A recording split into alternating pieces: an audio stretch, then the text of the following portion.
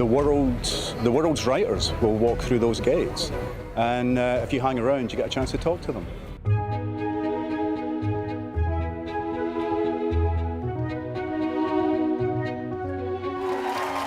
I'm interested in conversations that deal with things that matter, but real, how do we live our lives?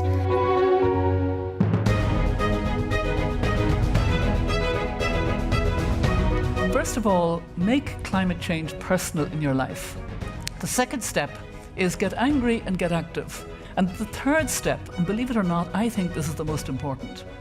We have to imagine this world that we want to hurry towards.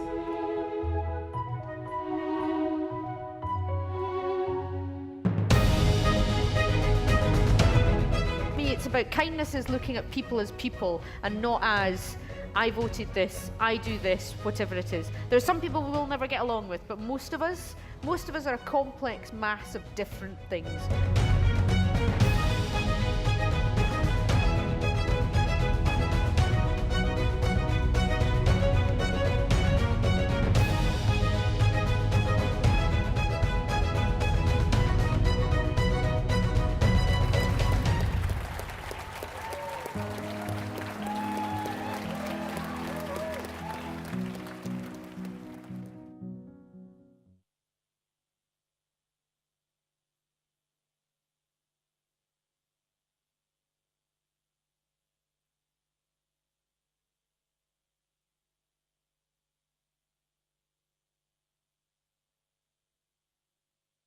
Hello, I'm Ian Rankin. I've been with the Edinburgh International Book Festival basically since day one. I went as a student, as a reader, as a fan of writing.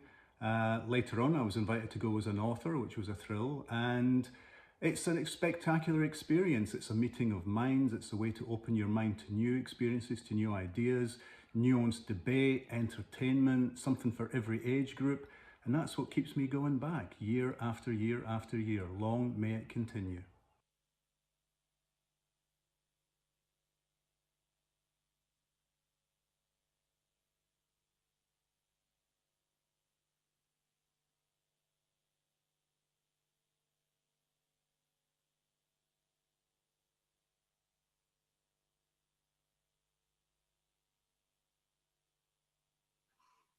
Good evening and welcome to the Edinburgh International Book Festival, wherever you are in the world. I'm Damian Barr and I'm your host for this evening's event. Thank you for joining me in conversation with the brilliant Douglas Stuart as we consider the making of Shuggie Bain. This event is part of the Made in Scotland series and is supported by the British Council. This year's entire festival programme is entirely free of charge, and this is only possible thanks to the generosity of supporters and donors. That's you. If you enjoy this evening, and I trust that you will, I hope you'll consider making a donation so that the Book Festival team can continue their great work. Your support really does make all the difference. While you're all still arriving, a few words on how this evening's going to work. In a moment, Douglas will read for us, and even though we won't want him to stop, we'll talk for a bit, and at 6:15 we'll take as many of your questions as we can, so please do start posting those.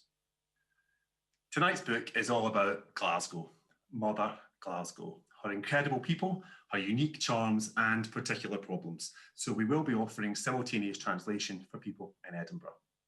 Shuggie Bain is a story that couldn't happen anywhere else, and it perfectly captures the city that I was in love with, but also terrified of when I was growing up just a few miles down the road in Motherwell.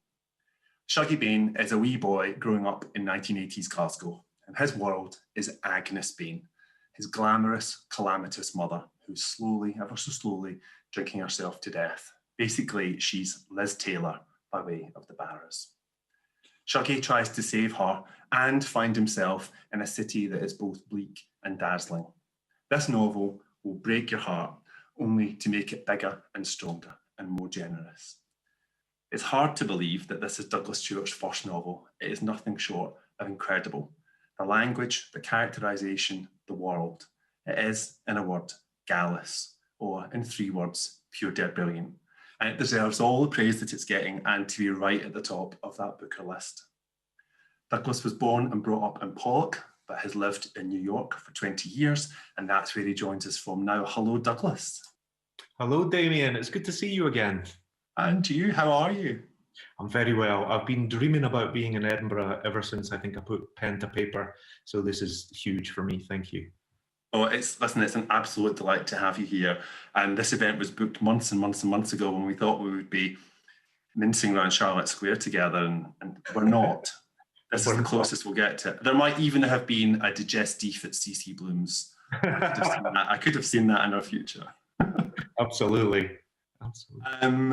Before we go into your reading, I just want to talk a wee bit about everything that's happened for you recently, because the book is longlisted for the Booker Prize, and it's just been getting an incredible amount of praise from some unlikely quarters as well, it has to be said, from some surprising places. Tell us a wee bit about that. Oh, it's been incredible. I mean, I think when you write a book, all you can do as a writer is just write the very best book that you can. And writing the book is a wonderful thing. It's an amazing space to be in. But then when the book is published, it can be quite, it can be really loaded with anxiety. And so none of this I ever foresaw or expected or even dared to hope for, really. And so it's been fantastic to be on the Booker list. But I was telling you earlier, I just received a postcard from Ken Loach, which is my... Casual. Just casual, Things we say now. Things we say now. But that's just a dream for me. He's been such an inspiration. His work has actually to Shuggie, and so it's phenomenal. Yeah, it makes perfect sense that Ken Loach would absolutely love this, because he's all the way through it like a stalker rock. It's amazing. Will you read us a couple of wee bits before you and I have a chat? Absolutely. I mean, this is what the book looks like, but actually the one I read from looks a wee bit sort of battle-worn. But I wanted just to read two short sections for you that focus on Agnes Bain, who, as you said, is the proud, little bit vain mother of the family. And then also she is married across sectarian lines and married her husband, who is a Protestant, and his name is Shuggie Bain. He's a taxi driver. And he is not a great man. He sort of spends his time philandering across the city. So this is really portraits of both of them where we meet them individually. Chapter 2. Agnes Bain pushed her toes into the carpet and leaned out as far as she could into the night air. The damp wind kissed her flushed neck and pushed down inside her dress. It felt like a stranger's hand, a sign of living, a reminder of life. With a flick, she watched her cigarette doubt fall, the glowing embers dancing 16 floors down onto the dark forecourt. She wanted to show the city this claret velvet dress. She wanted to feel a little envy from strangers, to dance with men who held her proud and close. Mostly, she wanted to take a good drink, to live a little. With a stretch of her calves, she leaned her hip bone on the window frame and let go of the ballast of her toes. Her body tipped down towards the amber city lights and her cheeks flushed with blood. She reached her arms out to the lights, and for a brief moment she was flying, but no one noticed the flying woman. She thought about tilting further then, dared herself to do it. How easy it would be to kid herself that she was flying until it became only falling, and she broke herself on the concrete below. The high-rise flat she still shared with her mother and father pressed in against her. Everything in the room behind her felt so small, so low-ceilinged and stifling, payday to mass day, a life bought on tick, with nothing that ever felt owned outright. To be 39 and have her husband and her 3 children all crammed together in her mammy's flat gave her a feeling of failure. Him, her man, who when he shared her bed now seemed to lie on the very edge, made her feel angry with the littered promises of better things. Agnes wanted to put her foot through it all, or to scrape it back like it was spoilt wallpaper, to get her nail under it and rip it all away. And then let me introduce you to Shuggie, the husband that she's frustrated with. Chapter 3. That summer, when it finally came, was close and damp. For a nocturnal man, the days had felt too long. The long daylight was like an inconsiderate guest, the northern gloam reluctant to leave. Big Shuggie always found the summer days hardest to sleep through. The sun brightened the thick curtains till they were a vibrating violet, and the children were always noisiest when they were happiest. The door was constantly going with mouthy teenagers from other flats and women in strappy sandals traipsing the hall carpet, clacking pink feet and pink gums at all hours. As night finally fell, Big Shuggie pulled his black hackney round in a small tight circle. It spun like a fat dog chasing its tail and headed out of the Sighthill estate. Seeing the lights of Glasgow, he relaxed back into the seat, and for the first time that day, his shoulders fell from around his ears. For the next 8 hours, the city was his, and he had plans for it. He wiped the window and got a good look in the wing mirror. Smiling to himself, he thought how smashing he looked. White shirt, black suit, black tie. It was a bit much for work, Agnes had said, but then she said altogether too much these days. As the smile travelled through his body, he wondered whether taxi driving was in his blood. Between him and his brother Rascal, it was practically a family business. His father would have enjoyed it too, had the shipbuilding not killed him first. Shug pulled up at the lights under the shadow of the Royal Infirmary and watched a gaggle of nurses smoke a crafty fag. He watched them rub their pink skin in the cold night air and shelf their tits over tight folded arms. They smoked without using their hands, afeard of losing any body heat. He smiled slowly and watched himself react in the mirror. Night shift definitely suited him best. He liked to roam alone in the darkness, getting a good look at the underbelly. Out came the characters shellacked by the grey city, years of drink and rain and hope holding them in place. His living was made by moving people, but his favourite pastime was watching them. The thin driver's window made a sharp slicing sound as he slid it down and lit a cigarette. The wind came rushing in, and his long strands of thin hair danced like beach grass in the breeze. He hated going bald. He hated getting old. It made everything hard work. He adjusted the mirror lower so that he couldn't see the reflection of his bare head. He found his long, thick moustache and sat absent-mindedly stroking it like a favourite pet. Under it, his spare chin wobbled. He tilted the mirror back up. The Glasgow streets were shiny with rain and streetlights. The infirmary nurses didn't linger, flicking half-smoked fags into the puddles and tottering back inside. Shug sighed and turned the taxi past Town Head and pointed down towards the city centre. He liked the drive from Sighthill. It was like a descent into the heart of the Victorian darkness. The closer you got to the river, the lowest part of the city, the more the real Glasgow opened up to you. There were hidden nightclubs tucked under shadowy railway arches and blacked-out windowless pubs where old men and women sat on sunny days in a sweaty, pungent purgatory. It was down near the river that the skinny, nervous-faced women sold themselves to men in polished estate cars. And sometimes it was here that the police would later find chopped-up bits of them in black bin bags. The north bank of the Clyde housed the city mortuary, and it seemed fitting that all the lost souls were floating in that direction so as to be no trouble when their time blessedly came. Thank you. Thank you. I was just sitting there like, don't stop. Did you do the audio?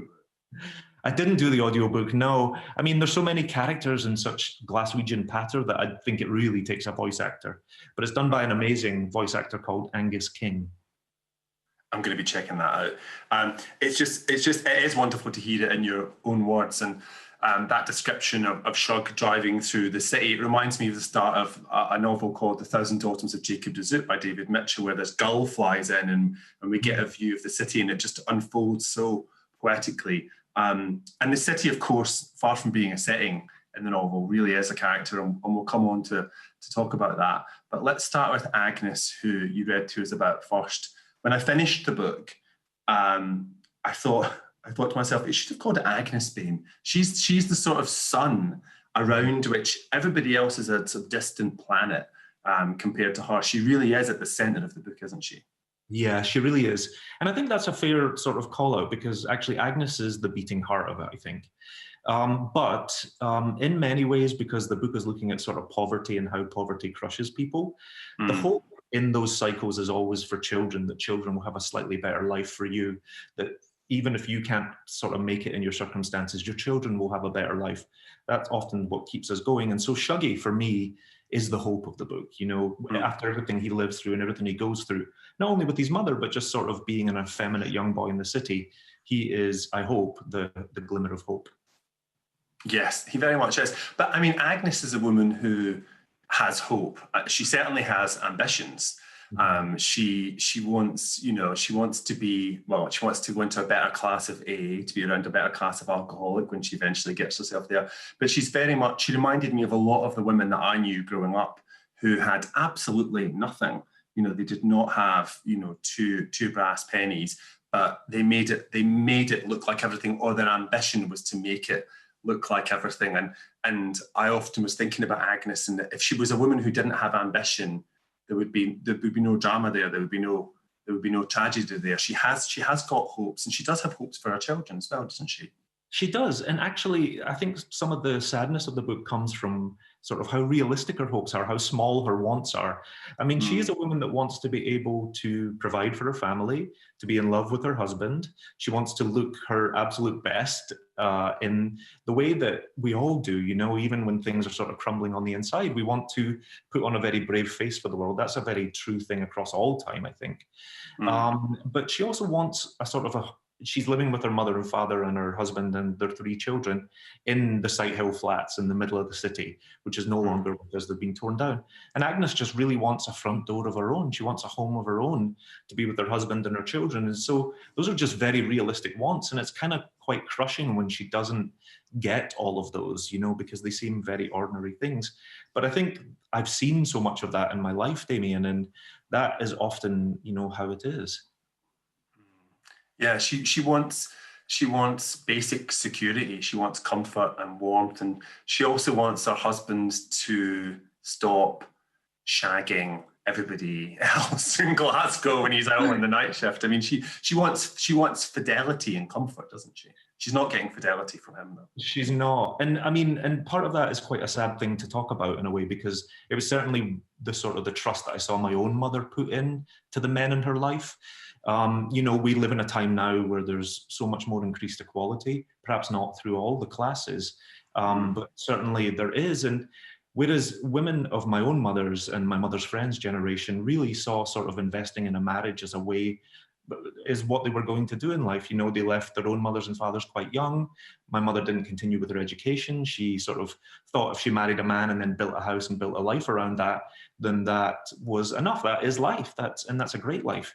But when that starts to go sour, when you know, for a lot of other women in the book, when the tent pole of like a wage packet is kicked away from the family, or in Agnes's case, where her husband is just the wrong man, he's a terrible man, then you start to see how sort of her options become very limited in life. And that, I think, is sort of the ballad of her life. The friendships between women in this book are so perfectly drawn. They are hilarious, they are filthy, and the fights between them, the absolute brawls that they have. But at every moment, these women recognise one another as people, as allies or enemies, but very much as people. Whereas a lot of the time, the men are dehumanising the women; they're not seeing them as agents of their own destiny or their own misfortune. And I think that's one of the things you do incredibly well in the novel, is create these relationships between women. There's a brilliant line where you say that as girls they had clung to one another like pearls on a string. And I thought that was incredible, and it has to have come from observing women like that at close quarters. Yeah, thank you for saying that. I was certainly raised by women and sort of in a universe of only women. You know, I am the son of a single mother, and much of the book is written from my own life. I probably didn't start by telling you that, but you know, my mother was already in the throes of addiction by the time my first memories come, and she lost her own battle. But Shuggie is a work of fiction. But as the son of a single mother who is sort of suffering from addiction, my entire universe was either other single women or women who sort of come through AA and offered a support network to my own mother. And so I saw a lot of things that young boys just shouldn't see, and that's fine. But also, women are the strength of Glasgow, and the men don't often say very much. So I was exposed to just like really wonderful vignettes all through my childhood of sort of compassion and bravery, but also fairly horrific things. And also, you know, as you said, a lot of it was very sort of about sort of solidarity or sisterhood, but there was also roaring fights in the street growing up between women. And that was just the sort of the tapestry of Glasgow at the time and what it was. And in a lot of ways, as a young boy, who also was sort of ostracized by other boys because obviously I'm queer, and so I was incredibly effeminate, that was just my entire world, you know, my mother and my sister. And that misogyny is the other side of that sort of toxic masculinity, a word that you wouldn't have, you know, words that we didn't have growing up there and then. But when you talk about growing up and your own experiences of school that you've talked about in interviews, but also Shuggie's experiences of school as a character, where he he tries to, he tries to make himself invisible. He tries to be super good, and then if he's not there, he does all these different strategies. And his brother sees what's going on for him, and tries to teach him to be more of a man. And there's a really poignant scene in the novel where he talks about learning to walk, making room for your cock, which once you visualize that really does kind of tell you exactly what he was trying to do. Yeah. But, it's not about dismantling that system or smash the patriarchy. It's about fitting in and getting by, isn't it? And that's what they're all trying to do. Yeah, and you're right. And misogyny is at the heart of the book. That is the theme that sort of runs through. And it runs from the men, but it also oftentimes through the chaplain, through the church, it infects the women to then turn around and sort of use it against other women. But it is focused really on Shuggie's sort of sexuality, because it's never really sort of, it's just a very base thing. It isn't that it's talking about his sexual preferences or about what he thinks of the views of the world. It's just he is too effeminate, and therefore he is not right. And why would you as a young boy want to embrace your feminine side? And so everyone that sort of engages with him sees it on that, just sees it before he does, actually. Because when we're first sort of introduced to that idea in his life, he's such a young child that he probably doesn't even have any notions of himself or any way to reflect upon himself. And just very suddenly, in the same way that Agnes becomes isolated through her addiction, he becomes isolated because he is a fussy, sort of precious, very verbose little boy. And that's not how boys are. And most of the book is about how do you survive in a situation. It's not about trying to correct the situation or because they feel powerless, I think, in that way. But it is about how do you sort of push on and what is the resiliency of the human spirit in that way. But I'm glad you sort of said that also about Shuggie, because him being gay is actually quite a minor theme in his existence in a way. And I wanted to show that because actually both Agnes and Shuggie are entire people. Agnes is proud, she's frustrating, she's sort of governed by small wants, but she's also sort of smart and intelligent and very beautiful. And then she's an alcoholic. And it's the same with Shuggie. Shuggie is exhausting, and he's troublesome, and he's resilient, and he's determined, and he's precocious, and he's fussy. And then he's gay. And so that's just how I wanted to sort of to show that. It's so interesting hearing you say about other people realizing it before you do, or Shuggie in his case.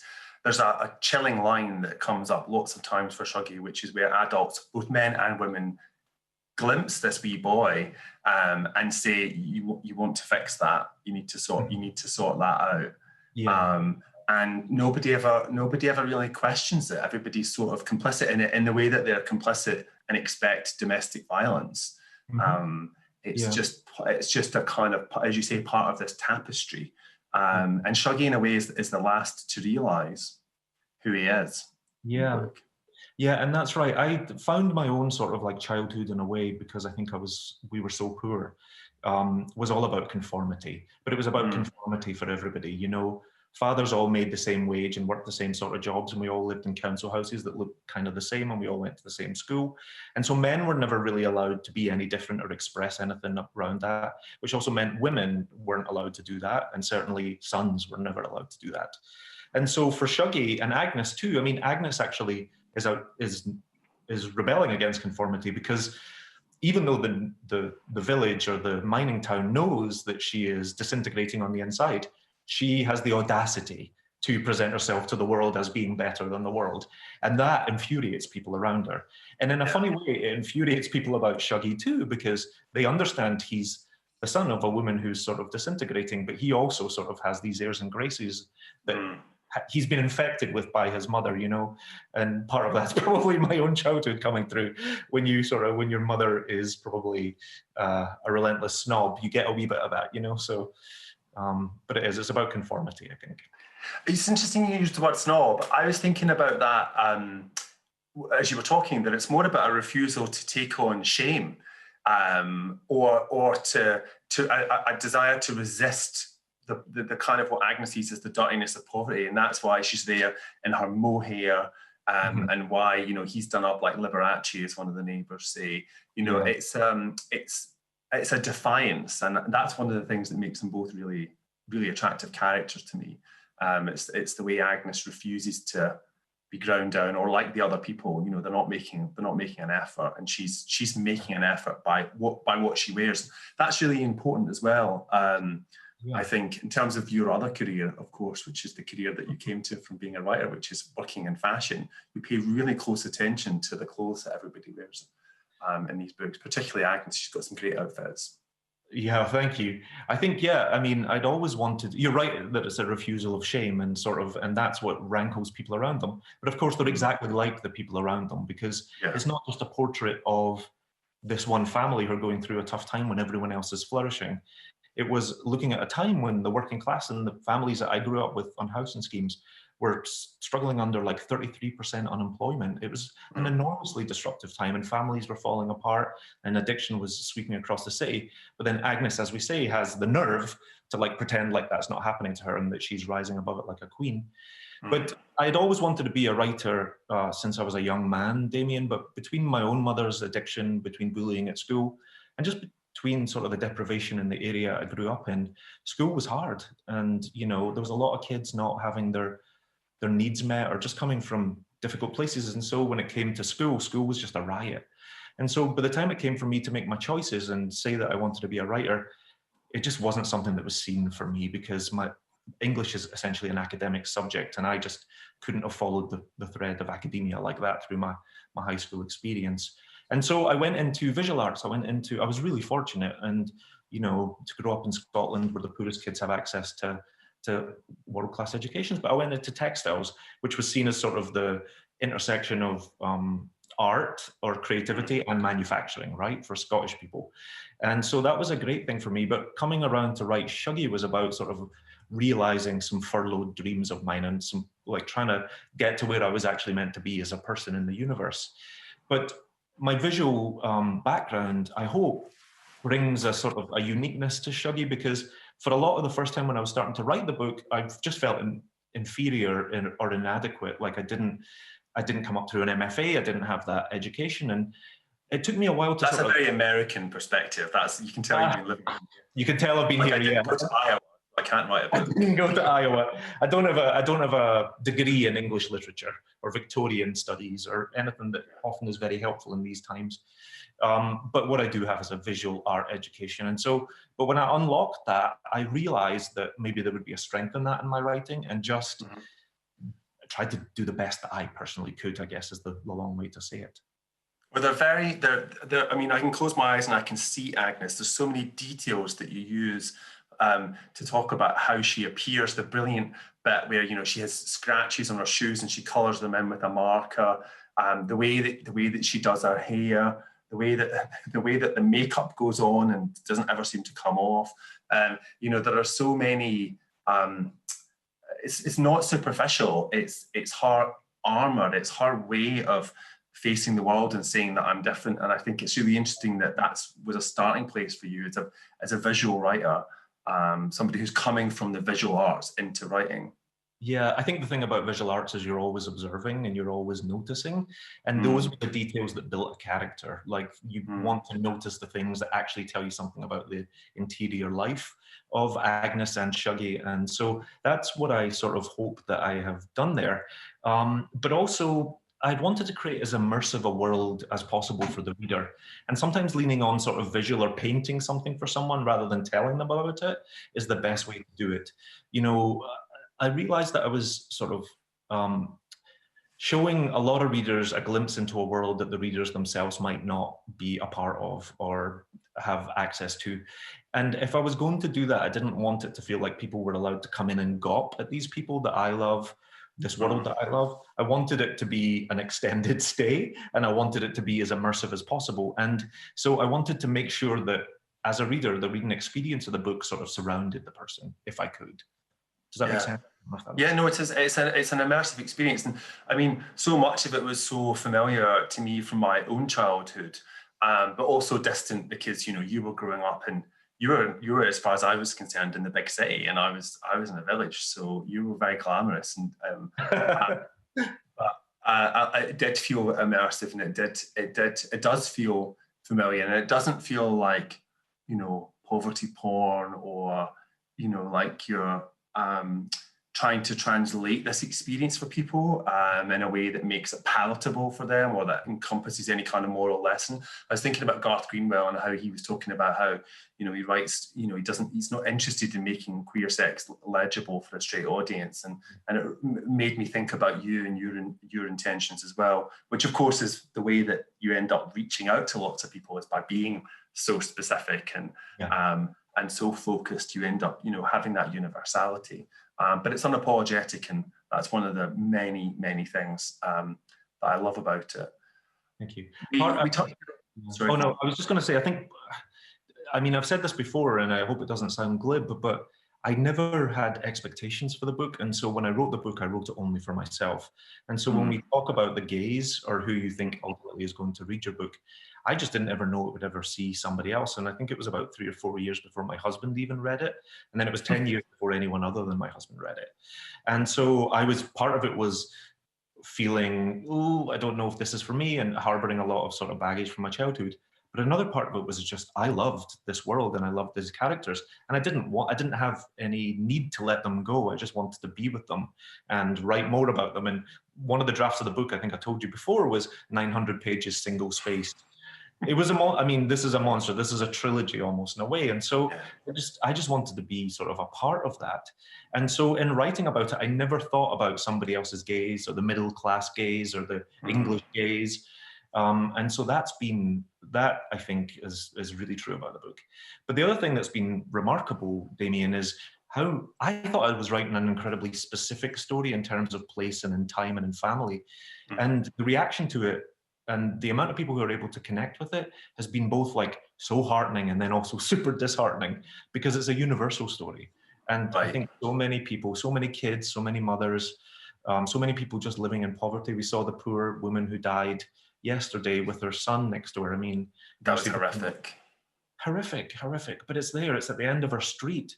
And so I wouldn't also want someone to like approach the Book of Shuggie and think it is a specific time and a place, because it's all around us. 33% of kids are living in poverty, and so that's a big thing. Yeah. No, I mean, it's in a way it's a period piece, but that doesn't mean that it's in the past. It doesn't mean that those circumstances aren't still there for loads of people. And of course, the universality of that resistance and striving to get beyond it. I was just thinking about you and your own story, and you took 10 years to write this book, and how you enjoyed being there. I mean, it's a painful world, it's a difficult world, but how for you, living in America and having grown up where you did, that it must have been a way for you to be back in that world in a way that was safe and where you also had perspective on it. Yeah, and I think that's a good thing, because you obviously wrote an amazing memoir about Maggie and me, and I chose to write fiction. But part of writing the fiction was processing my childhood and being able to turn often what was quite traumatic into art. And, writing the book did a lot for me as an adult. Probably you feel the same way, but men from the west coast of Scotland are never encouraged to speak about how they feel. And we're never encouraged to think of ourselves exceptionally, either exceptionally great at something or exceptionally hard done to. And so throughout my entire childhood, when something horrible would happen, the refrain was always, there's bad things for everybody. Everybody's got it hard. And you internalize that, and so you just keep it to yourself. And it's super damaging to men, which means it's super damaging to every, if men have the power in the world, then it makes it damaging for everybody. So part of writing Shuggie for me was a way to untangle a lot of things. And although the book is fiction and the scenes in the book are fiction, it did help me sort of wish fulfill some things and clarify some things, and just also feel seen in a lot of ways, because we don't often, especially from a kid and a mother's point of view, you don't often feel so seen.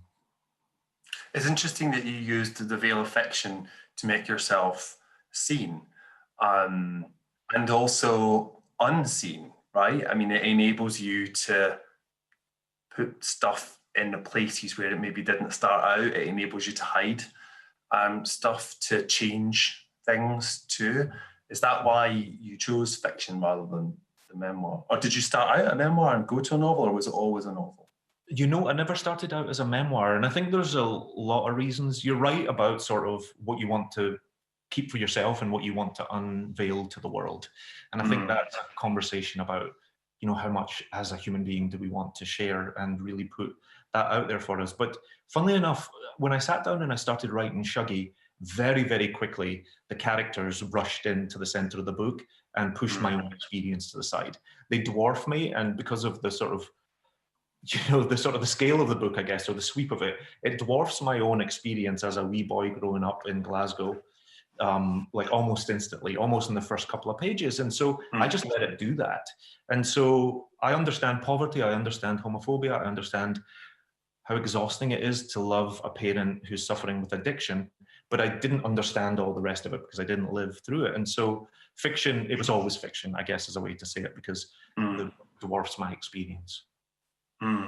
No, I can see that. And I'm not asking that in some weird passag way, because I think I see a lot of novels where I read them and I think, oh, I just wish you'd written a memoir. And I feel that your heart is beating all the way through this book, and you can see where your experience comes into it. But it is truly a novel that stands on its own. It's a work of fiction, but all fiction is informed by, you know, we can go and research things and pull information in, but the heart of it, I think, has to come, you know, from you. And I think if anybody was to read my novel, if they'd read the memoir, they'd look and they think, all right, this is a very different place and time, but absolutely these are the themes that he's, you know, it's mothers and sons, it's survival, it's, you know, it's friendship, it's all of those things. So I think I'll always be writing about those things. I suspect you will always be writing about a lot of the themes that are in here, because you're just not done with them. I'm just not done with them. That's totally true. But I would love to ask you, why, with Maggie and Me is tremendous, and it's tremendously brave as well. Why did you choose to write a memoir? Did you always know? No. So I set out to write a novel, and it kept being about me, and it was very thinly veiled again.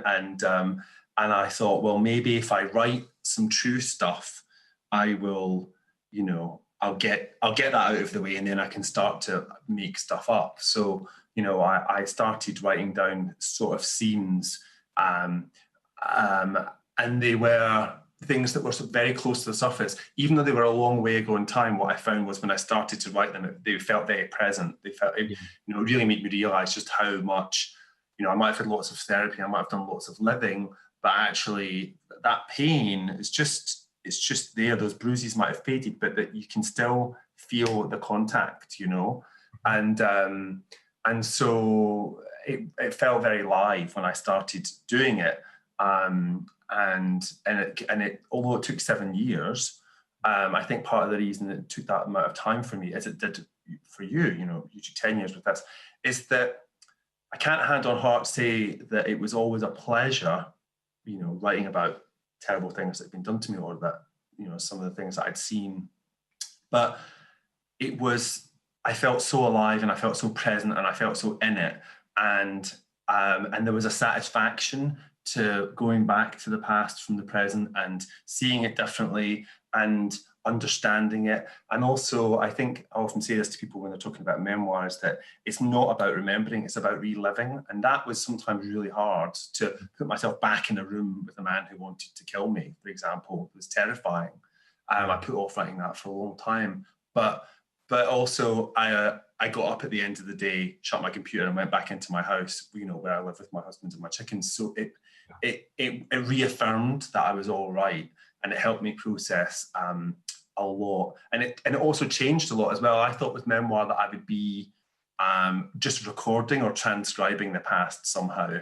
And that's, you know, the past doesn't stay the same. It's not like a door that you close and you walk back in and the furniture hasn't moved. It's like, you know, you open the door again and it's just like, it's like poltergeist, you know, it's all there, it's all energized, and it's all kind of flying around you. So, and it changes as you deal with it, it changes as you write it. And that was an interesting experience to then write a novel, was that, you know, I hadn't realized how much of the novel would be not, you know, making stuff up in the present, but actually drawing on my emotional reservoir from the past. I hadn't realized how how fictive memoir could be and how true fiction could feel in the writing of it until I'd done both of those things.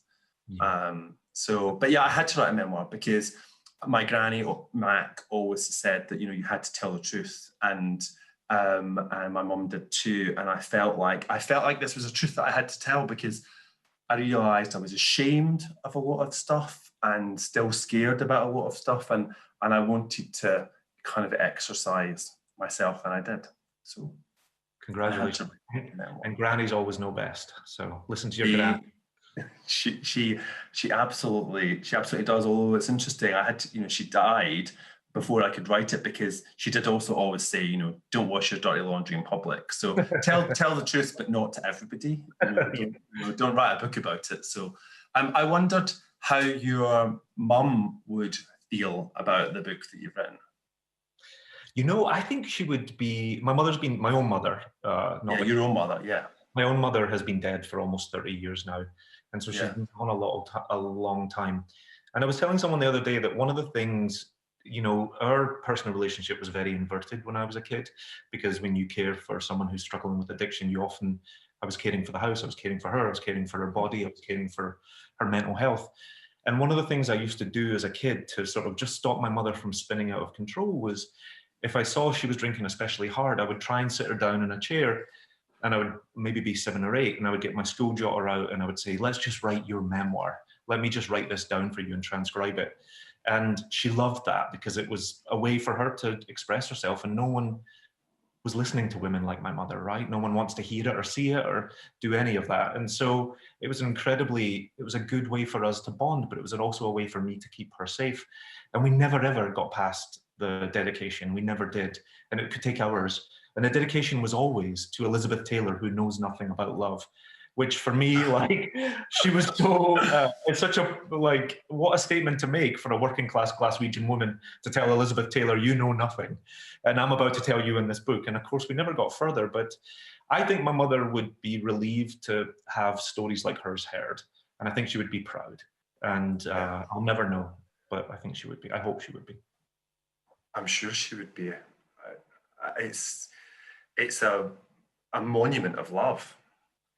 It is, and it's and I think for everyone in it, and even when people are doing bad things, I never see them as good or bad people.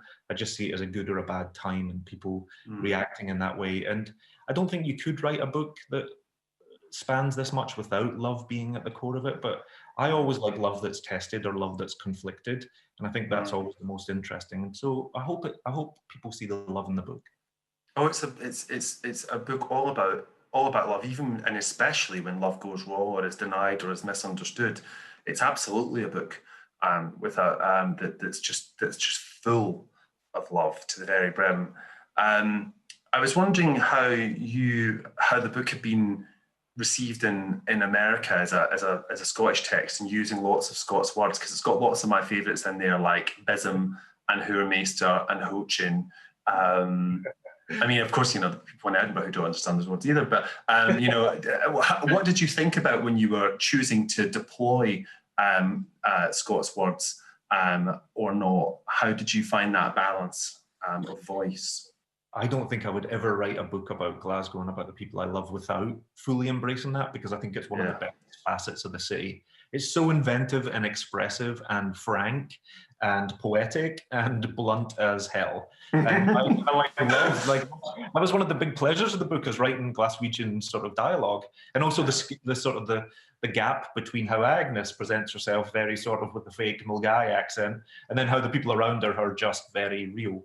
And so that was brilliant. And I'm really blessed with a very courageous editor here in the States, who, even when we were going through the edit process, I would say, well, I could make that a bit more accessible. And he was like, do not. He was like, it is perfect. And we have Google and we can figure it out. And so the feedback, I think, is that American readers have to slow down a little bit, and it takes a couple of beats more for them to be able to absorb themselves in the book. But people are totally able to access it. And I think because the feelings are universal, then it's fine. But the thing I was not prepared for is, again, I thought I wrote a book about Glasgow and about these people, but the sort of oh, this is my life, like letters from Idaho and letters from the Ozarks and the Appalachian Mountains, and even up here in Albany. And people are like, this is how it was for me. This is how unseen I felt. And that's been incredible. That's the power of books.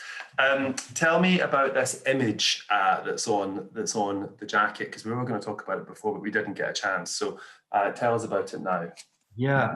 Well, I'm just really fortunate that Picador asked for my sort of input, and I found this photo, and it just spoke to me so profoundly. Damian, it's actually taken in Easterhouse in the 80s, which is a housing scheme or two across from where Shuggie is actually set, but actually of the period. And I absolutely love just sort of the look of hope and how the boy is trying to look across the housing scheme. It obviously has sort of feelings of crucifixion to it, and I think that talks to about the struggle that's inherent in the book. But one of the most amazing things is everyone who's sort of seen the photograph and reached out and said, oh my God, my granny lived on the 3rd floor flat, or I was told there was an Elvis impersonator on the 4th floor who, I think it's Balfoig Street, I might get that wrong, but Lost Glasgow did an amazing thing and actually found out the name of the actual boy, which is so mind-blowing. I think his name was What's his name? I think it was Chris Kroom, I think. Has he been in touch with you? He hasn't yet. No, he hasn't. And I hope he doesn't mind, you know. He's now called Shuggie Bain, and I hope he doesn't mind. But apparently there's an Elvis impersonator that would come out at 2 p.m. every day from the top floor flat and just croon to the neighbourhood and then go in like a cuckoo clock. And so, like the Mons Meg of Easterhouse. Yeah. It is an incredible picture, and the shades of the crucifixion are intense. Sorry, I must tear myself away from it.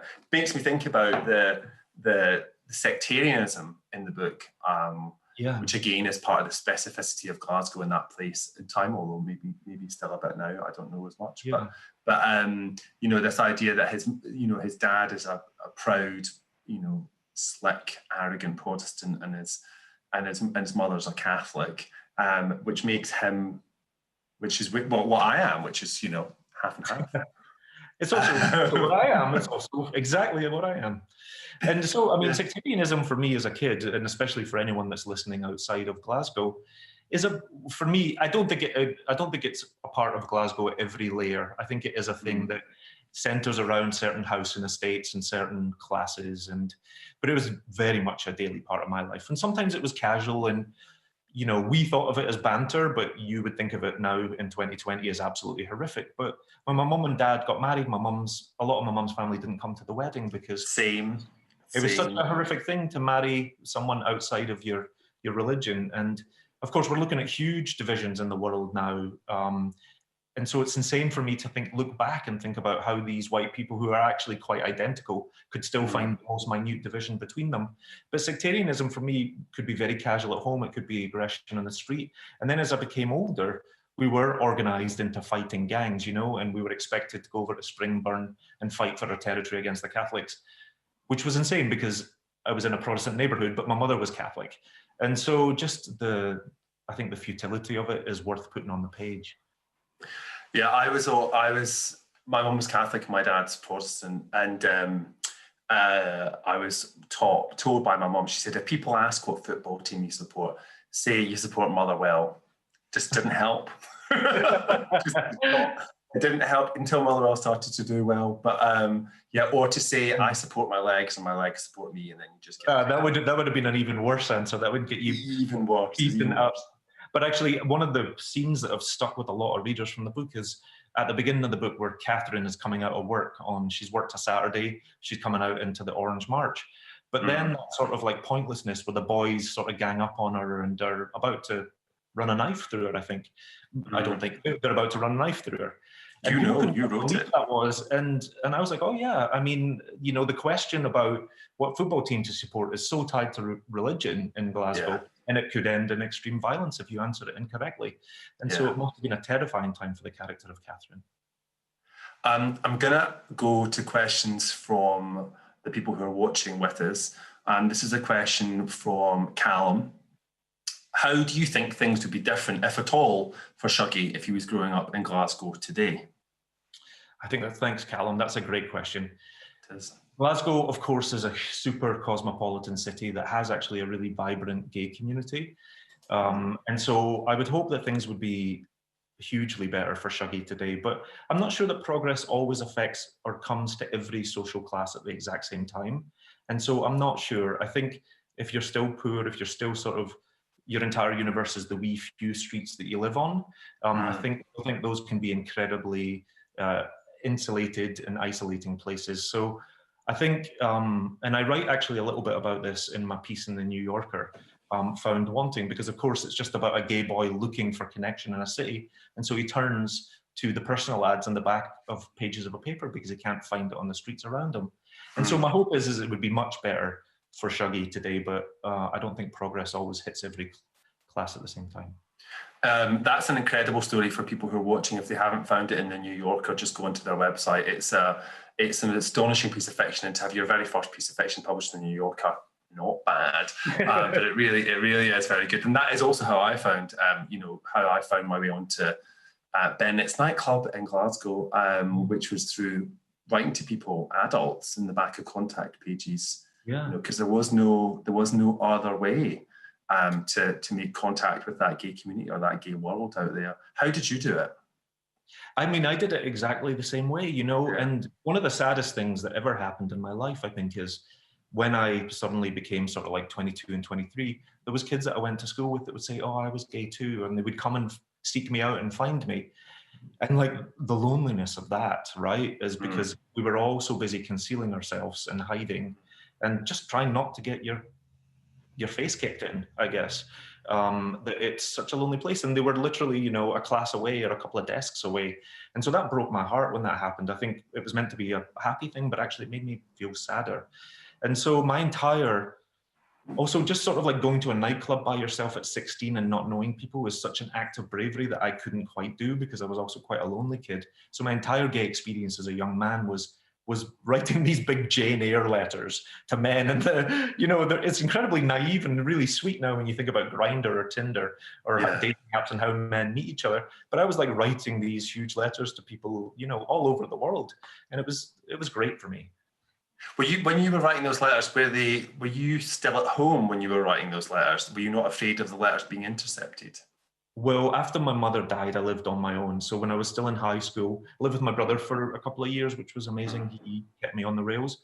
But then when I was like 17, 18, I lived in a bedsit in Glasgow. So I was sort of by myself, going to high school during the day, working every night, and then working on the weekends, which also meant it was difficult to go to a bar or a club. And so, no, I didn't have that fear. I was sort of by myself at that point. When you went clubbing, we mentioned this before, you went to Club X, so you were like a much cooler clubber than I was, dancing over in Bennett's. I was not cooler. I can't even bring myself to think of like the outfits that I used to wear. They were horrific. But no, it was, I just found it really lonely because I think I was someone that was looking for sort of mental connection and friends, and nightclubs are maybe not for that. You can't talk, you can't really sort of get to the heart of it. And so I much preferred corresponding in the back pages of newspapers. Those letters will be worth a fortune now. You'll start to turn up on like episodes of the Antiques Roadshow, framed letters. I'm going to take another question from some people out there. Would the book, this is from Maureen, would the book, loved it, have been written differently had you still lived in Glasgow, or has the physical distance impacted it? That's an interesting question. Yeah, that's a great question. Thank you, Maureen. I think distance always helps, no matter what I've ever done creatively. I think it's always good to be able to step back and look at something and just see all of it. I don't know I would have had the courage to write it if I still lived in Glasgow. I don't know what my life would be like. It would have been a different book, I think. And I think the biggest thing that the distance sort of gave me, not only being able to sort of see myself and the people I love in the city from a distance, but it also sort of let me disassociate in a way that was really incredibly helpful for me. And like you said about sort of, you would close the page or the laptop at the end of the day sometimes, and just not maybe being in it sort of didn't send me into dark places. I think if I'd have been conjuring that up and then also still there, I don't know that I would have been able to. Yeah, or even able to do the conjuring. Yeah, I think definitely the distance and the perspective helps. I always remember a therapist saying that, if you're face down on on our rug, it's just a mess. But if you stand up and look down, you see all these patterns, and that's, you know, that perspective of distance, just of the height of a person, enables you to see these patterns and connections. And I think that, you know, I think that certainly you being in New York has given you the space and time and emotional distance to be able to write this. It's also a perfect textiles metaphor, Damian. I mean, it's exactly what they teach you in visual. It's exactly what they teach you in visual arts, right? Like, step away from it as much as you can, because you can't see it when you're fixated on individual stitches. Oh, I never thought about it like that. I was just so grateful to that therapist for saying it to me. But yes, you're absolutely right. Yeah. You're absolutely right. Are you still going to be working in fashion, or are you going to be a full-time writer now? I am trying to make the migration to full-time writing, but you will know, as a writer, we all have other things we have to do. So I am just trying to blend those two things together with the goal of writing full-time. Let me see if I've got time for one more question. So please pray for me. I am praying for you. I am. Oh, your portrait of the Pithead community seems so grim, says Charles. Did you feel the need to create a fictional small community purely because setting it in a real one would have risked insulting actual residents? Yeah, that's a good question. Yeah, I think, you know, Pithead is entire fiction. And actually, it was mostly inspired by the movie My Ain Folk, who the director's name is a trilogy. It's just flown out of my mind. But I think, you know, I set most of the book in actual places because I think the scale of the place can take the story. And whereas I felt like if I had said this is New Craig Hall or this is this specific place in Lanarkshire, I would felt like it would have been, I didn't know those people, and it's a lot to sort of bring to their door. So, and also because it really is a fictitious place. I wanted a place where soot was rolling in the streets, and that can only sometimes come from the author's mind. When did you were saying earlier that your experiences in school were not great. When did you start to read Scottish writers? Not until long after I came out of school. I mean, most of my reading at school was sort of curriculum based. And then, and at that time, it was an awful lot of Shakespeare, William Golding, that kind of thing. And, you know, it was only actually probably when I started to come to America that I could again I was looking back to find more out about myself and who I was. One of the things about being an immigrant to another country is you're always confronted with people that said, oh my God, I love St. Andrews, or I love the Isle of Skye. And people who are growing up in Glasgow, you know, I couldn't tell you what Rutherglen looks like. You know, I didn't, you know, I really never saw it. And so, but anytime someone found out I was Scottish, say, oh, have you read this? And I just hadn't, and because I think we were always in Scotland looking on the outside. And so when I suddenly discovered James Kelman and Agnes Owens and Agnes Owens, just why? I mean, she's incredible. She's just so not well known enough. I know, she really isn't well known enough. And actually, Gentlemen of the West did a lot for me in order to like help me get Shuggie on the page. And also Janice Galloway. I mean, the trick is to keep breathing, and the sort of the bravery of that book and showing someone disintegrating and not giving a care for the tenderness of the reader or the feelings of the reader allowed me to be really brave and strong with Agnes Bain, you know? And so these are Scottish writers that have influenced me enormously, but I had to sort of go out and then look back to find them. But even Janice is an incredible, sorry? Oh no, I was just gonna say, even as a boy, you know, I didn't have any peace inside myself or peace outside myself to read books, and there was no books at home, Damian. And so it was only really when sort of that period in my life when I was corresponding with people in the back pages of papers that I could find a bit of time to like read books. And Tennessee Williams was one of my first. The Glass Menagerie, you know, sort of Amanda Wingfield and Agnes Bain have a little bit of a conversation going on, and sort of what her children go through with her. But then it was sort of, you know, Thomas Hardy and all of that. And I had really incredible English teachers who, even though they saw I couldn't quite concentrate on a book, kept feeding them to me, and then started to sort of take me off curriculum. And that was amazing. All those voices that you describe are in there. I was thinking about Janice Galloway and her sister, Cora, and Agnes as well, with the glamour and the appearance and the unpredictability. They are incredible voices, and you can hear them in the background, but you know, it very much has your own creation, and I know it's autobiographical, but it is also just this immense achievement in terms of fiction. It's one of the most beautiful books I have read in my adult life, and I know that everybody who's watching is going to rush off and get it. It truly is incredible. And it's been lovely to talk to you about it again properly. Thank you. I'm afraid we're going to have to leave it there. Thank you all for your questions. I'm sorry we couldn't get to every single one. There were lots. You can get your hands on a copy of Shuggie Bain in our independent online bookshop, which is shop.edbookfest.co.uk. Thank you all for being here this evening with me, Damian Barr, in conversation with the brilliant Douglas Stuart. I'll be back on Sunday with Andrew O'Hagan, and I hope that you can join me then. Enjoy the rest of your festival. Good night.